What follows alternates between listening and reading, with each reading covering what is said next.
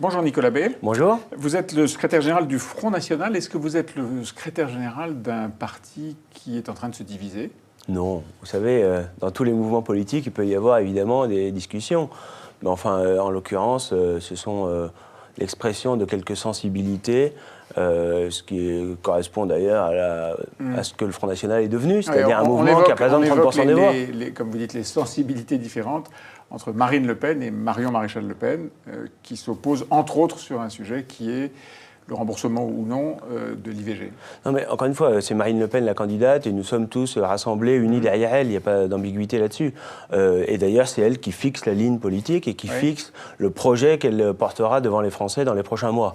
Pour le reste, il peut y avoir, parmi les dirigeants ou les figures du mouvement, des sensibilités différentes. Encore une fois, ça, je crois que ça fait plutôt la richesse du mouvement. Alors, d'abord, vous dites comme tous les partis, je crois que jusqu'à présent, vous disiez le Front National n'est pas un parti comme les autres, donc vous êtes désormais un peu comme tous les partis. Non, parce que les différences, vous en conviendrez, portent finalement sur des sujets mineurs, ou en tout cas, même si c'est un sujet c'est pas un sujet mineur, parce que important, c'est une vision assez large de la société. Oui, bien sûr, mais je veux dire, ça porte sur un aspect technique uniquement, en l'occurrence la question du remboursement. Quand on voit les différences, très franchement, à l'intérieur des autres formations politiques, on peut considérer que les toutes petites divergences exprimées restent très mineures. Des sensibilités, oui. Le deuxième point sur lequel je voulais insister, c'est que vous dites sensibilité, différence de sensibilité, on est aussi dans une querelle de personnes, et là aussi, ça vous fait ressembler à beaucoup de partis.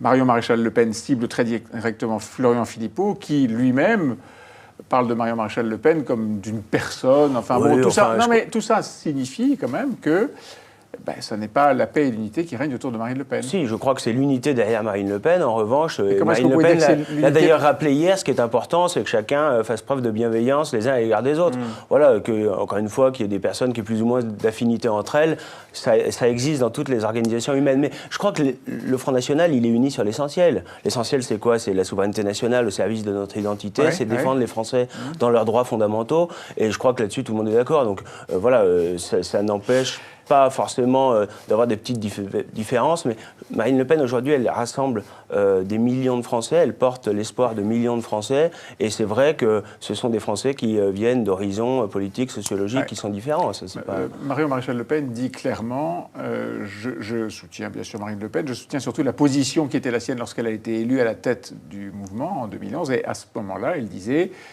être hostile au remboursement total de l'IVG. Pardon d'insister sur ce point, mais est-ce qu'il n'y a pas là quelque chose qui crée une divergence à l'intérieur du parti? Est-ce qu'il n'y a pas deux positions? Il y a non, je crois pas. Il y a un autre sujet qui est, on y reviendra dans un instant, qui est l'orientation économique d'une partie. Je vais vous répondre sur ces deux points. Sur la question de l'IVG, je crois que tout le monde est d'accord derrière Marine Le Pen pour dire que nous ne remettons pas en cause la possibilité pour les femmes d'avoir recours à l'IVG.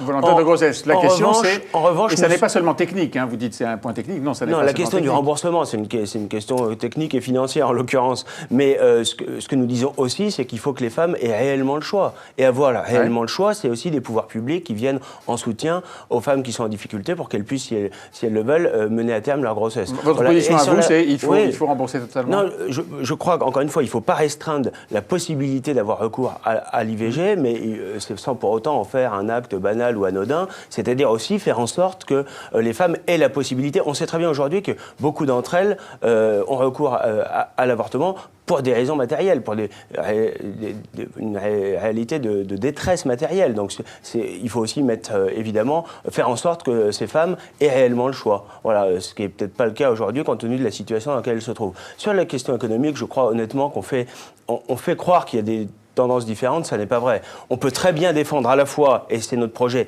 équilibré, à la fois l'État qui joue tout son rôle, mais l'État qui ne joue que son rôle, c'est-à-dire un État stratège, protecteur. Aujourd'hui, ça n'est pas possible, dans le cadre de l'Union européenne. Un certain nombre de sujets vous rapprochent assez largement, par exemple d'hypothèses qui sont évoquées par Jean-Luc Mélenchon. Non, je crois pas. Dans la façon dont vous réagissez par rapport aux grands patrons, la façon dont vous parlez des banques, la façon dont vous voulez, par exemple, nationaliser les autoroutes, tout ça crée une sorte de halo d'un programme qui est assez largement orienté à gauche. sur le plan économique? Non, je ne suis pas du tout d'accord avec ça. Je crois qu'on peut très bien défendre le patriotisme économique, aujourd'hui interdit par Bruxelles au nom de la fameuse concurrence libre et non faussée, défendre un État protecteur qui a établi des protections douanières quand c'est nécessaire, et en même temps un État qui permet la liberté d'entreprendre, et là c'est vraiment pas Mélenchon, c'est-à-dire allègement de la fiscalité, allègement des charges, les contraintes administratives. Il faut dire que nos entreprises, souvent les petites entreprises, vivent dans une espèce d'insécurité juridique qui est terrible. Je crois que d'une manière générale, nous défendons la valeur travail. C'est pas le cas de Fillon qui, lui, c'est travailler plus pour gagner moins. Hein. Son projet, c'est très différent de ce que disait Sarkozy en 2007. C'est pour gagner moins, mais je crois. Nous défendons la valeur travail. Et la valeur travail, c'est ce qui unit à la fois les salariés et les patrons de l'économie réelle. Les patrons de TPE-PME, c'est 95% du tissu économique. Mais nous voulons rétablir un minimum de justice fiscale. Aujourd'hui, les TPE-PME, elles payent 22% d'impôts sur les sociétés, quand les grands groupes en payent 6 ou 8%.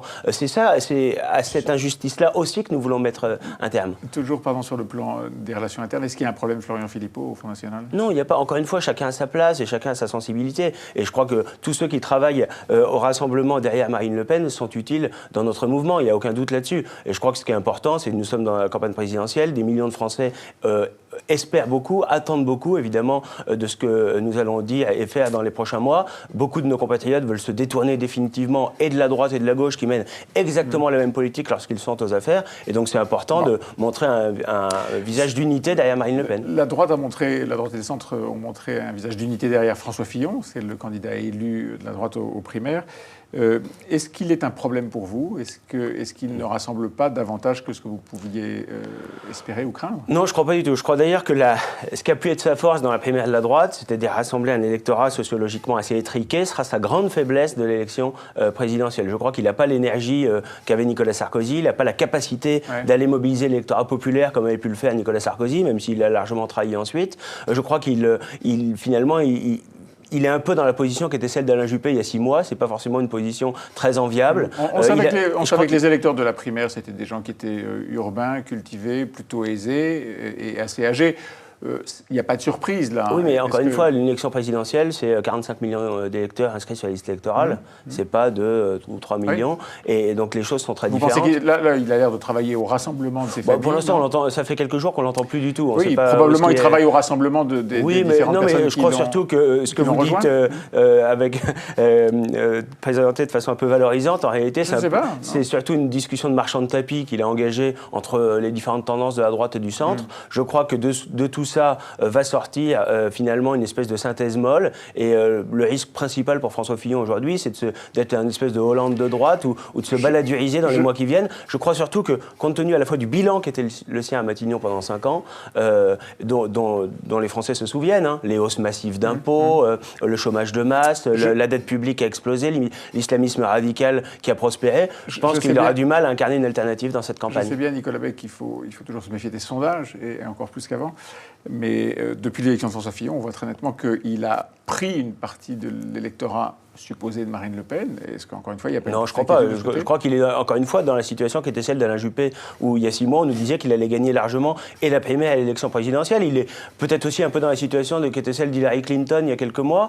Je rappelle d'ailleurs que dans les sondages de décembre 2011, François Hollande était donné gagnant à 65-35 face à Nicolas Sarkozy. Ça s'est fini à 51-49. Donc ce sera serré, forcément, au moment de l'élection présidentielle. Merci beaucoup, Nicolas Beck.